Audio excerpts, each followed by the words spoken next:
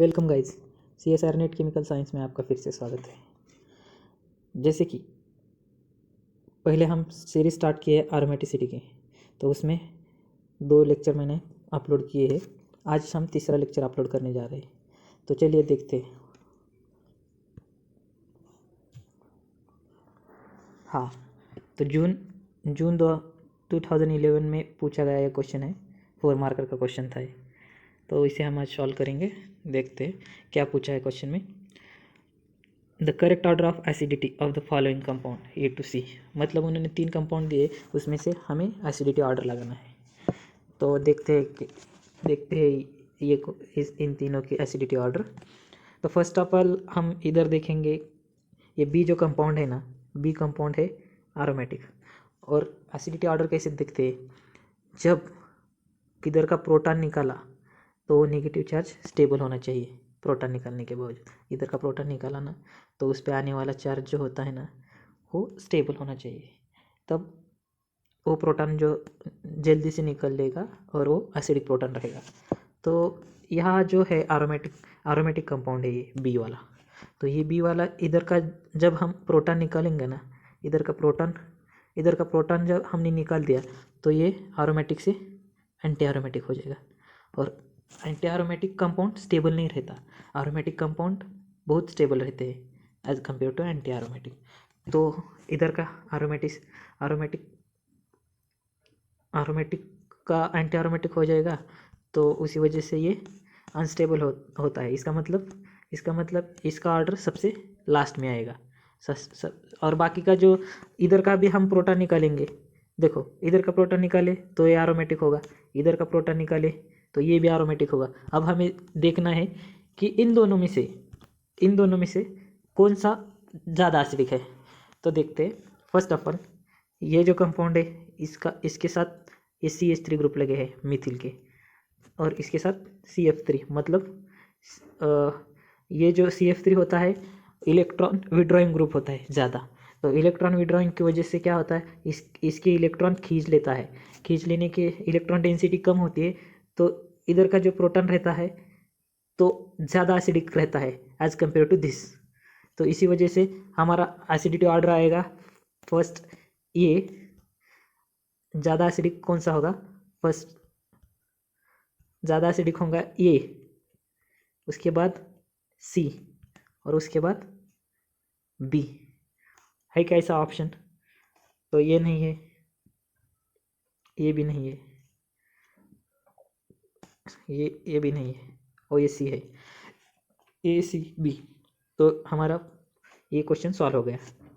चलते हम next question की ओर। नेक्स्ट क्वेश्चन में पूछा है अमंग द फॉलोइंग कंपाउंड, जो कि नेक्स्ट क्वेश्चन जून 2013 में पूछा था 4 मार्क के लिए। Among the following compound the one which has highest dipole moment. तो इसमें 4 कंपाउंड दिए हैं ABCD, उसमें से हाईएस्ट डाइपोल मोमेंट किस में है पूछा है। देखो, अगर हमें डाइपोल मोमेंट निकालना है तो 4 स्टेबलाइजेशन देखना पड़ेगा। 4 स्टेबलाइजेशन किस पर होता है वो देखना पड़ेगा। तो इसमें से देखो, अगर compound A, B, C, B and D, इसमें क्या है देखते हैं। फर्स्ट ऑफ ऑल ये कंपाउंड जो है A कंपाउंड, तो उसमें से हमने ये ब्रेक किया बॉन्ड और 4 सेपरेट किया।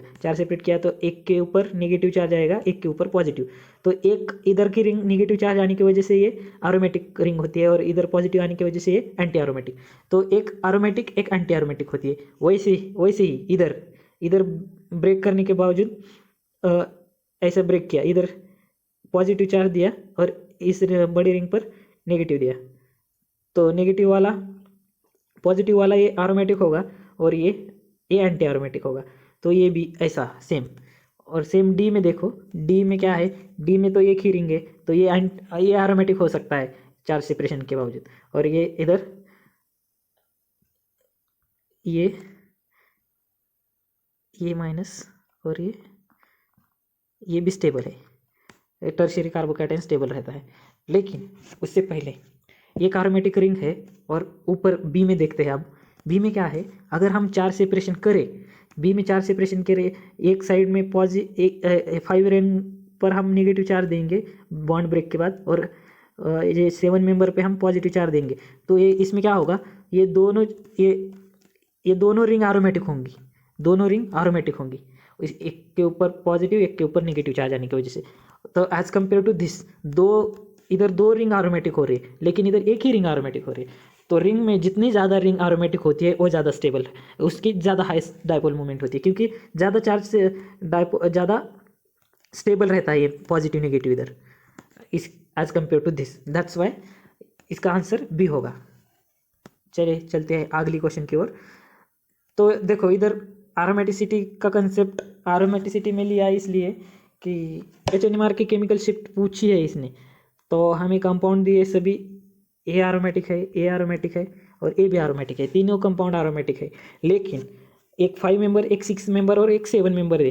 तो क्वेश्चन में क्या पूछा है, the correct match of the HNMR chemical shift del of the following species compound. तो हमें डेल वैल्यू पूछी है, इसमें से किसकी ऑर्डर लगानी है डेल वैल्यू के हमें।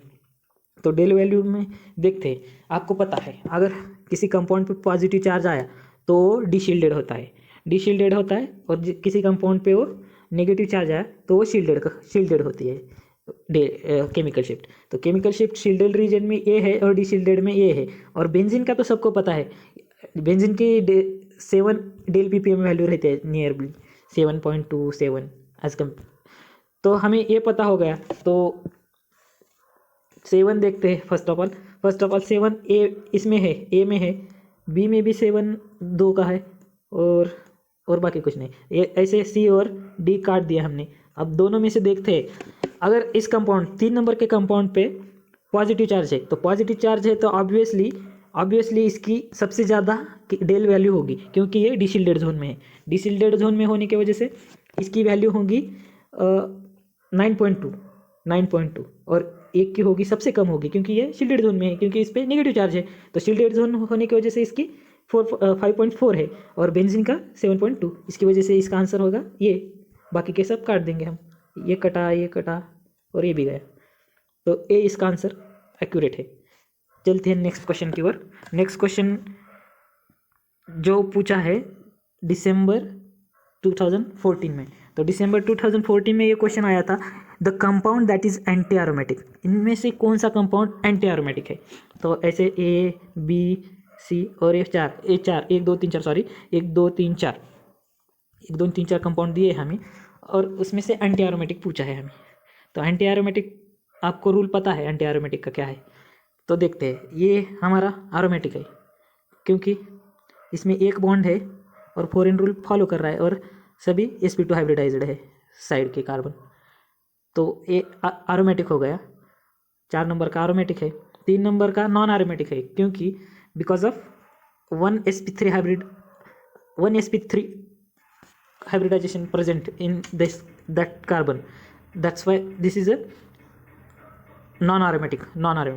और ये तीसरा कंपाउंड जो है, इसमें क्या है, कंप्लीट कॉन्जुगेशन नहीं होता।